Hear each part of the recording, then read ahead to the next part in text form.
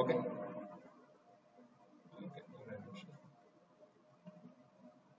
ஓகேண்ணா.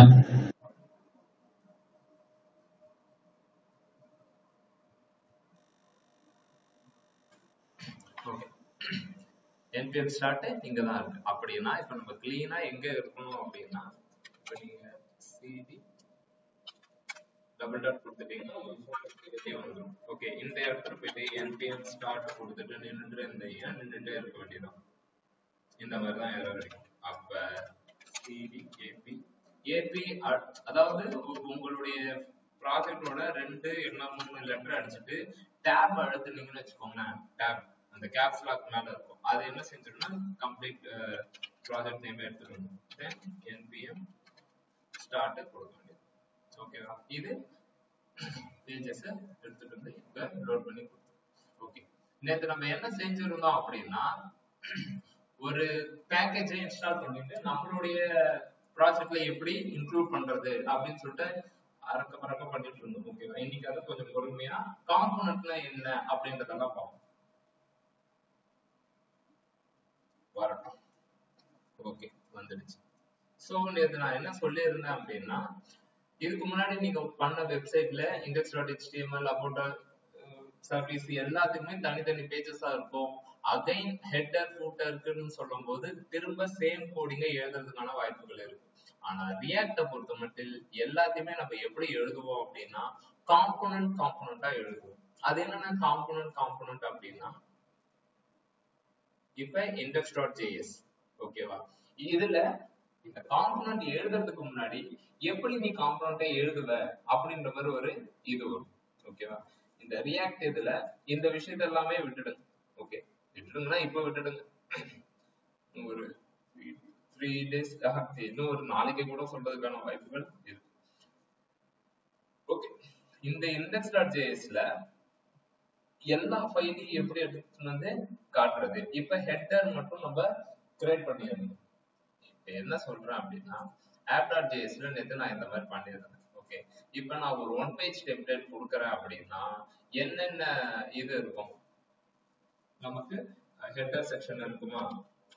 header.js எதுக்காக இப்போ js எக்ஸ்டென்ஷன் இருக்கணும்? ஏன் html போட்டா என்ன நடக்கும்?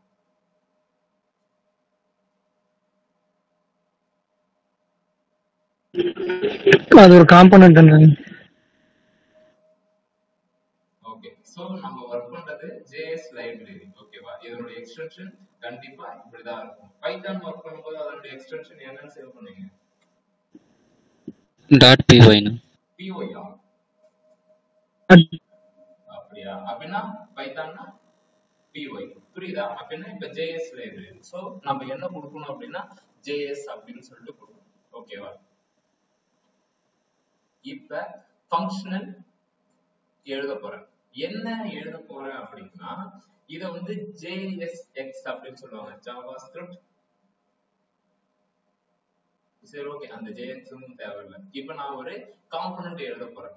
ஓகேங்களா? என்னுடைய ஒரு 1 பேஜ் டெம்ப்ளேட்டுக்கு மல்டிபிள் காம்போனன்ட் எழுத போறேன். என்னென்ன காம்போனன்ட் அப்படின்னா ஹெட்டர், சர்வீஸ்,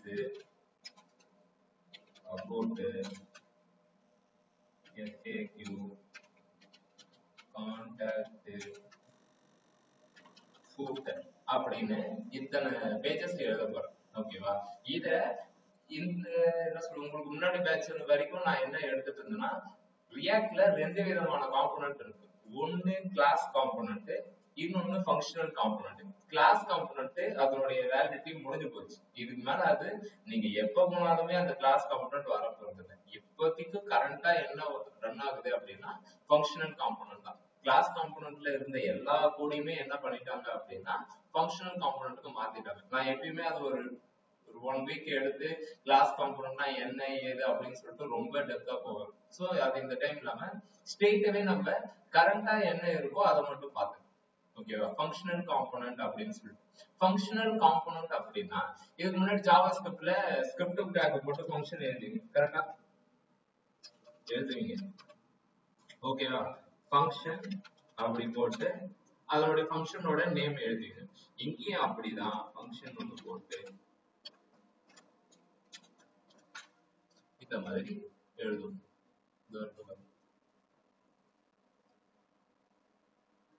ஓகே, ஹெட்டர்ன்றது ஒரு காம்போனன்ட் அப்படின்னு எழுதும். இதுல ஆப்னே வச்சுக்கிறேன். இதை நான் டிஸ்டர்ப் பண்ண விரும்புறேன். ஆப்ல ஆப் இப்படியே அது இருந்துக்கும். header.js. இப்ப ஒரு ஃபங்க்ஷன் எழுதின உடனே நான் என்ன செய்யணும் அப்படின்னா அதனுடைய வேல்யூவை ரிட்டர்ன் பண்ணணும். ஓகேவா? ரிட்டர்ன்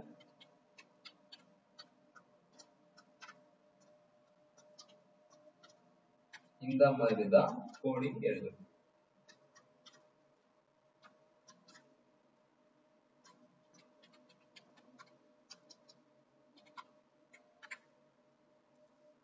இப்போ ஒரு காம்போனன்ட் எழுதிருக்கோம்பா. இந்த காம்போனன்ட் என்ன அப்படின்னா ரிட்டர்ன் போட்டுட்டு அதுக்குள்ளார நம்ம எப்பயுமே எழுதணும்ல, அதே தான் நேம் பார் அது இதுன்னு சொல்லிட்டு எல்லாமே இதுக்குள்ளார எழுதும். இதனுடைய சின்டாக்ஸ் எப்படி இருக்கும் அப்படின்னா ஃபங்க்ஷனோட காம்போனன்டோட நேம் முன்னாடி ஃபங்க்ஷனு ஒரு ரிட்டர்ன் அப்படின்றது இருக்கும். இதுதான் அதுக்கான எக்ஸாம்பிள். ஓகே, இந்த மாதிரி இது இருக்கும். இது இருந்ததுக்கு அப்புறம் சரி ஓகே இப்ப ஹெட்டர்ன்றதை எழுதிட்டேன். ஓகேங்களா?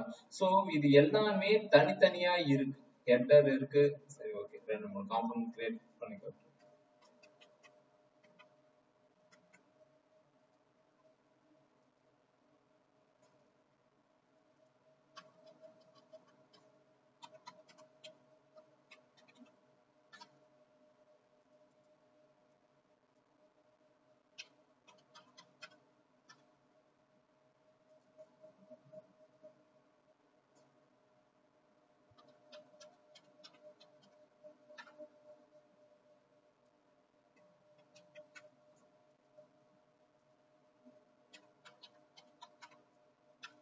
ஃபூட்டர் அப்படின்னு சொல்லிட்டு ஹெட்டர் இருக்கு.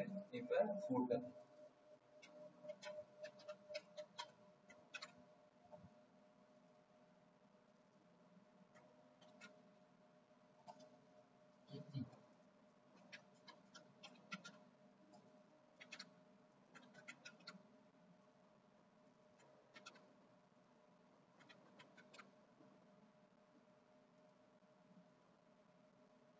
கான்டெக்ட் ஃபூட்டர்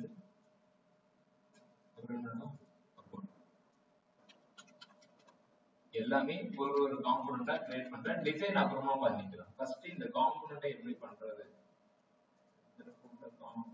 சர்வீஸ் ஜஸ்ட் ஒரு டிஃபரன்ஷியேஷனுக்காக இது நம்ம ஹெட்டர் இருக்கு, கான்டெக்ட் இருக்கு. ஓகே, இப்ப ஹெட்டர் பேஜ் இங்க இருக்கு. ஓகேங்களா? எல்லாமே இப்ப தனித்தனியா இருக்கு. ரன் ஆகுமா? சரி சரிங்க. இந்த app.jsல ஒரு விஷயம் பண்ணிருப்பாங்க. காம்போனன்ட் எழுதினா மட்டும் போதாது, அந்த காம்போனன்ட்க்கு எக்ஸ்போர்ட் டிஃபால்ட் ஆப் அப்படின்னு இருக்கு. அப்படின்னா இதனுடைய மீனிங் என்ன அப்படின்றது நான் சொல்லிடுறேன். அதாவது இப்ப ரியாக்ட பொறுத்த மட்டும் எப்படி அப்படின்னா நீங்க எழுதுறது எல்லாமே காம்போனண்டா இருக்கும். ரீயூஸ் பண்றது ஓகேவா? நான் ஆல்ரெடி எழுதி வச்சிருப்பேன். எனக்கு எப்ப தேவையோ அதை நான் வாங்கிப்பேன். ஓகேவா? நான் எனக்கு எப்ப தேவையோ அதை நான் வாங்கிப்பேன். ஓகேவா? Export item. இப்ப நான் என்ன செய்ய போறேன் அப்படின்னா எல்லா காம்போனன்ட்டுக்குமே நீங்க எல்லாமே நான் எப்ப கூப்பிடுறனோ அப்ப எனக்கு வந்து ஒர்க் பண்ணி கொடுக்கணும் அப்படின்னு எழுது. Header export header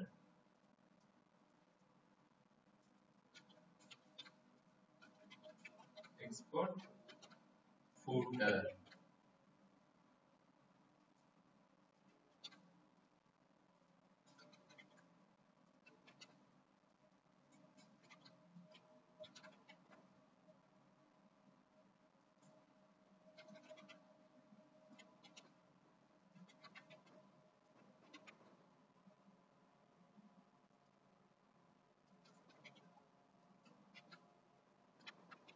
export about. சரி,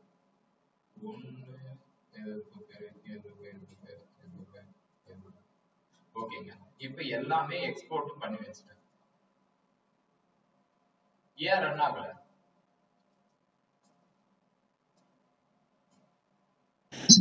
இம்போர்ட் கொடுக்காதா? எஸ், என்கிட்ட போன் இருக்கு, நான் சும்மா எழுதுனா பேசிட்டு இருந்தேன், எனக்கு உங்க கால் வரணும், அப்படி இல்லைன்னா நான் கால் பண்ணணும். அதே மாதிரிதான் இப்ப என்கிட்ட எல்லாமே இருக்கு. ஓகேவா? எனக்கு எப்ப வேணுமோ எந்த இடத்துல வேணுமோ அதை நீங்க இம்போர்ட் பண்ணிக்கலாம். நீங்க எக்ஸ்போர்ட் கொடுக்காம உங்களால இம்போர்ட் பண்ண முடியாது. எக்ஸாம்பிள், நான் இதை எக்ஸ்போர்ட்டை ரிமூவ் பண்ணிடுறேன். ஓகேங்களா? ரிமூவ் பண்ணிட்டு நான் ஏதோ ஒரு இதுல ஹெட்டர் சொல்லிட்டு இந்த பேக்கேஜ் தேவை கிடையாது, ஹெட்டர்னு சொல்லிட்டு ஒரு டாட் வச்சு அதே இடத்துல ஹெட்டர் அப்படின்னு சொல்லிட்டு இப்போ ஒர்க் ஆகுமா? ஏன் ஒர்க் ஆகல? ஓகே, நான் இம்போர்ட் மட்டும் தான் பண்ணியிருக்கேன், அதை யூஸ் பண்ணல. யூஸ் பண்ணணும் அப்படின்னா இந்த மாதிரி செல்ஃப் க்ளோசிங் டேக் போட்டு வச்சுக்கணும். செல்ஃப் க்ளோசிங் டேக் எனக்கு இந்த இடத்துல கிளாஸ் நேமுக்கு அப்புறம் ஹெட்டர் அப்படின்றது வரணும். ஏதோ சொல்றது, என்ன சொல்றது?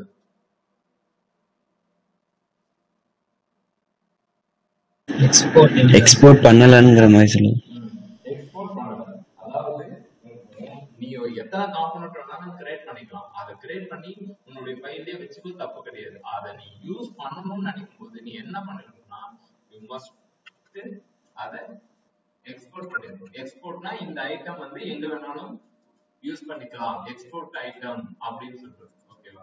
சரின்னு சொல்லிட்டு நான் இப்ப இதை பண்றேன். இங்க போய் பாத்தீங்கன்னா ஹெட்டர் அப்படின்றது கரெக்டா வந்துடுச்சு. இப்ப வேற என்னென்ன செக்ஷன்லாம் வேணுமோ அந்த செக்ஷன் எல்லாத்தையுமே இங்க கால் பண்ணுவோம். அபவுட்,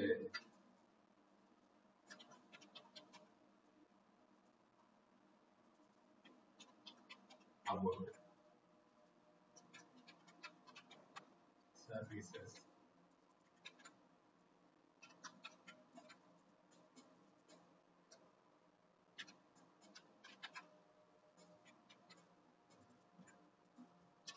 கான்டாக்ட்,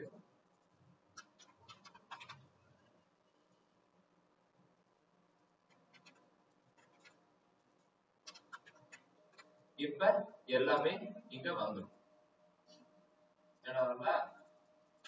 நினைக்காத போய் போடணுமா இல்லையா? எனக்கு இப்ப அபவுட் செக்ஷன் இங்க வரணும், சர்வீசஸ் செக்ஷன் இங்க வரணும், கான்டாக்ட் இங்க வரணும்,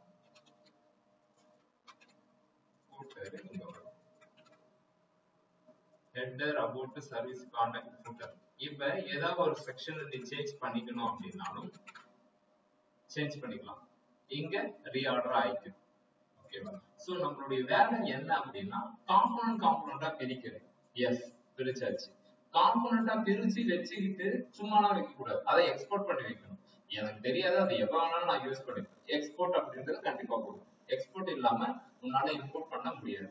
சரி, எக்ஸ்போர்ட் பண்ணி வச்சுட்டேன். எனக்கு ஏதோ ஒரு இடத்துல தேவை, அப்ப என்ன பண்ணணும்னா இம்போர்ட் பண்ணிக்கோ, வேணும்ன்றத யூஸ் பண்ணிக்கோ அப்படின்னு சொல்லுது. அப்ப இந்த கமெண்ட் footer அப்படின்றது அந்த நேம். ஓகேங்களா? அலைஸ் நேம் ஃப்ரம் எந்த இடத்துல இருந்து அப்படின்னா என்னுடைய இதுலயே, என்னுடைய ஃபோல்டர்லயே இருக்கு, ரூட் டைரக்டரியிலே இருக்கு அப்படின்னு சொல்லிட்டு இதை கால் பண்ணிக்கணும். சரி, நான் இதுல என்னென்ன ரீயூஸ் இருக்கு அப்படின்னா, இப்ப இன்னொரு பேஜ் நான் கிரியேட் பண்றேன், அந்த பேஜுக்கு ஹெட்டர் ஃபூட்டர் தேவை. அப்ப நீங்க அகைன் ஃபர்ஸ்ட்ல இருந்து நீங்க கோடிங் எழுதுவீங்களா, இல்ல ஹெட்டர் ஃபூட்டர் மட்டும் கால் பண்ணிக்கிட்டு இது பண்ணுவீங்களா? ஹெட்டர் ஃபூட்டர் கால் பண்ணிப்பேன். ஜஸ்ட் ஏதோ புதுசா ஒரு பேஜ் போறேன்னா அந்த பேஜை நடுவில் இங்க வச்சுப்பேன். சோ என்னுடைய பேஜஸ் எப்படியா இருக்கும்னா இந்த மாதிரி இருக்கும். ஹெட்டர் ஃபூட்டர் அப்படின்றது எப்பயுமே ஸ்டாட்டிக்கா இருக்கும். வச்சு எல்லாமே கான்டாக்ட் அப்படின்றது கான்டாக்ட் பேஜுக்கு கான்டாக்ட் காட்டும், அபவுட் பேஜுக்கு அபவுட் காட்டும். இந்த ஹெட்டர் ஃபூட்டர் எப்பயுமே ஸ்டாட்டிக்காவே இருக்கும்.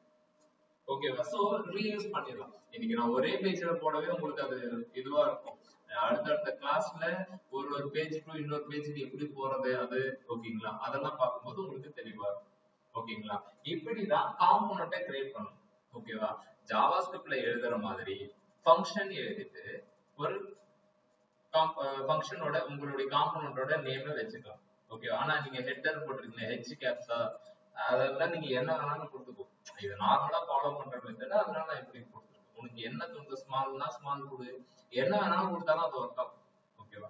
நீங்க கால் பண்ற ஃபைல் நேம் பொறுத்து தான், இந்த ஃபைல் நேம் இருக்குல்ல, இதை பொறுத்து தான் அது ஒர்க் ஆகும். இப்ப ஹெட்டர்னு போட்டு ரிட்டன் அப்படின்றது மஸ்டா இருக்கும். ஏன் அப்படின்னா இந்த ஹெட்டர் என்ன விஷயத்தை எனக்கு கொடுக்க போகுதுன்னா இந்த ரிட்டனுக்குள்ளார இருக்கிற விஷயத்த தான் கொடுக்க போகுது. இது கொடுக்க போகுதுன்னா சும்மாலாம் கொடுக்காது, நீ எக்ஸ்போர்ட் பண்ணா மட்டும்தான் கொடுக்கும். ஒரு 5 காம்பனண்ட் எழுதியாச்சு, 5 காம்பனண்ட்டை இம்போர்ட் பண்ணியாச்சு. இம்போர்ட் பண்ணதை இந்த இடத்துல இது பண்ணியாச்சு. இந்த சர்வீசஸ் அண்ட் கான்டாக்ட் மட்டும் டிஃப்ரெண்ட் கலர்ல இருக்கிறதுக்கான ரீசன் என்ன அப்படின்னா, நீங்க இதை இம்போர்ட் பண்ணிருக்கீங்க பட் ஆனா யூஸ் பண்ணல அப்படின்ற மாதிரி ஒரு வார்னிங். அதனால எப்பயுமே நீங்க ஒர்க் பண்ணும்போது ஒர்க் பண்ற மெத்தட் மட்டும் உள்ளார வச்சுக்கோங்க, மிச்சம் எல்லாத்தையுமே ரிமூவ் பண்ணிடுங்க. ஓகே ஓகேண்ணா.